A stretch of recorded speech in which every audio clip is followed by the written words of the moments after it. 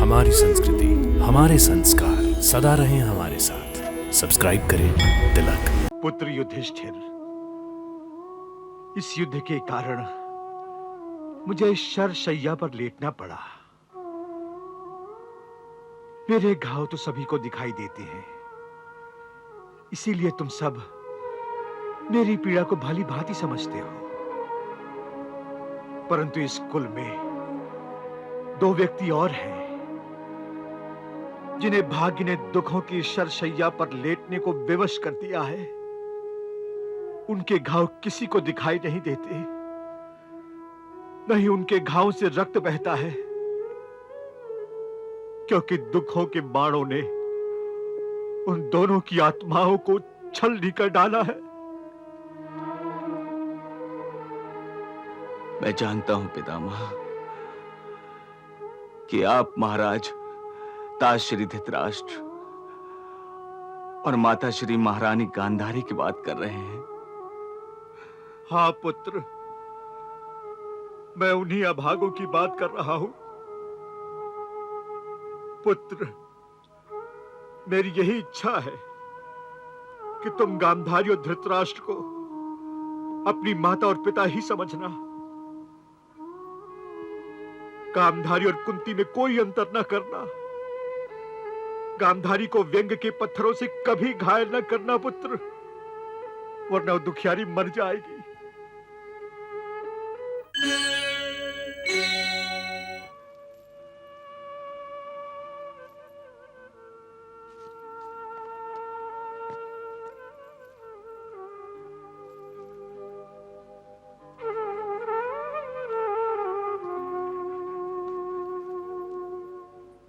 प्रणाम पितामह।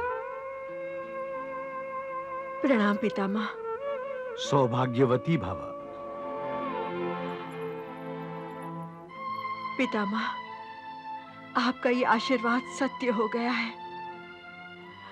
कदाचित आपके इस आशीर्वाद ने ही इस महानर संघार में मेरे सुहाग की रक्षा की है और मुझे अखंड सौभाग्यवती बनाए रखा है। अरे पगली, मैंने तेरे सुहाग की रक्षा नहीं की है, बल्कि वासुदेव श्री कृष्ण ने मेरे आशीर्वाद की लाज रखी है।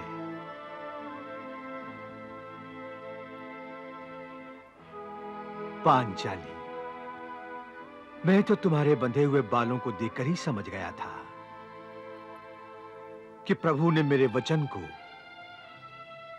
अपनी कृपा से सत्य कर दिया है। ये महायुद्ध पांडवों ने जीत लिया है। पांडवों की जीत का समाचार सुनकर मेरी आत्मा को परम संतोष प्राप्त हुआ है। हे केशव, तुमने मेरे मन का सारा बोझ हटा दिया है। अब मैं निश्चिंत होकर अपने प्राण त्याग सकूंगा। नहीं पितामह, ऐसा कहकर आप हमारी जीत को हार में ना बदलिए। आपके बिना ये जीत भी हमारे लिए हार से बुरी होगी। केशव, समझाओ अपने प्रिय शिष्य को। हे पितामह, हे कुरुश्रेष्ठ, मैं समस्त पांडवों को आपकी शरण में लाया ही इसलिए हूं कि आप इन्हें कुछ शिक्षा दें, ताकि आपके ये पौत्र सत्य और न्याय का ध्वज लिए धर्म के पथ पर अग्रसर हों। हे केशव, मेरा प्रिय पुत्र युधिष्ठिर और समस्त पांडव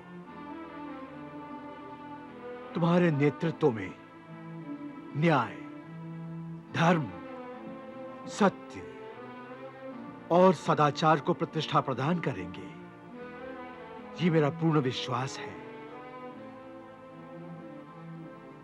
परंतु युधिष्ठिर,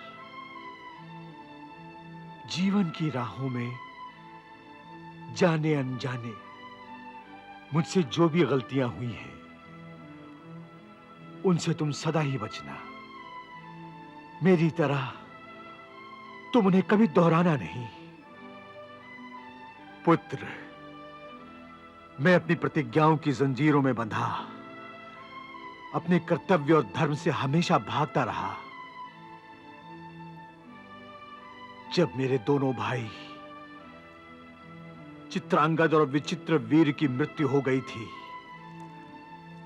तब माता सरस्वती ने मुझे राजपाट का उत्तरदायित्व सौंपना चाहा, परंतु मैंने अपनी प्रतिज्ञा के कारण राज सिंहासन को ठुकरा दिया था। तब मुझे इस प्रतिज्ञा का ज्ञान नहीं था कि मनुष्य की प्रतिज्ञा उसकी निजी समस्या होती है, परंतु जब देश पर, समाज पर संकट आए तो उसको अपनी प्रतिज्ञा तोड़ने में कोई संकोच नहीं करना चाहिए।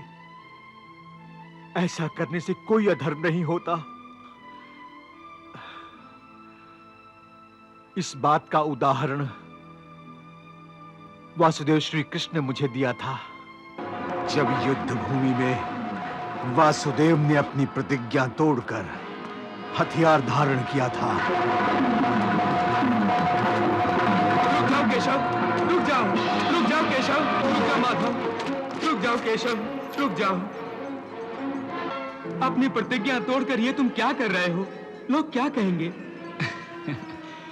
लोग कहेंगे ना कि मैंने अपनी प्रतिज्ञा तोड़ दी। कल का इतिहास मुझे दोष देगा ना कि मैं कहता कुछ हूं और करता कुछ। ठीक है, मेरा नाम बदनाम होगा ना, तो हो जाने दो, परंतु मैं अधर्म को धर्म पर विजय प्राप्त नहीं करने दूंगा। मैंने मानव रूप में अवतार इसलिए लिया है कि अधर्मियों को जीतने का अवसर ना दूं। मेरा जन्म ही धर्म की रक्षा के लिए हुआ है। हे पार्थ, जब धर्म की रक्षा के लिए शेष कोई नहीं बचता, आशा की अंतिम किरण भी अधर्म के अंधकार में डूबने लगती है, जब मेरा अर्जुन भी कायर हो जाता है, तब मैं स्वयं आता हूं धर्म की सुरक्षा के लिए।